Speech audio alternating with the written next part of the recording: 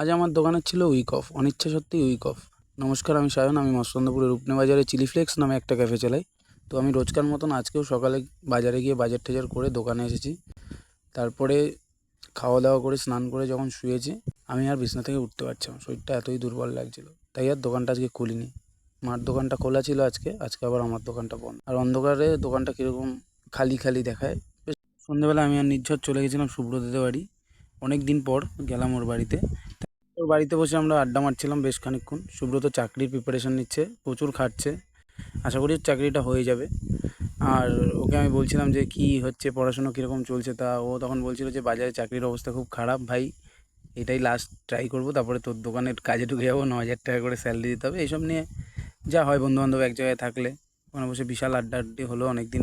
আর আমাদের চা খেতে যাওয়ার প্রোগ্রাম ছিল গোবরডাঙ্গায়। তা সুব্রত পড়ছিল বলে আমরা আর গেলাম না। ওর বাড়িতে বসেই আড্ডা মেরে বেরিয়ে চলে আসলাম বাড়ির দিকে। আসার সময় আমি আর নির্ঝর আমাদের এখানে হাসানদার দোকানে ঢুকে দুটো লিকার চা খেয়ে ও আমায় বাড়ি ছেড়ে তারপরে নিজের বাড়ির দিকে চলে গেল।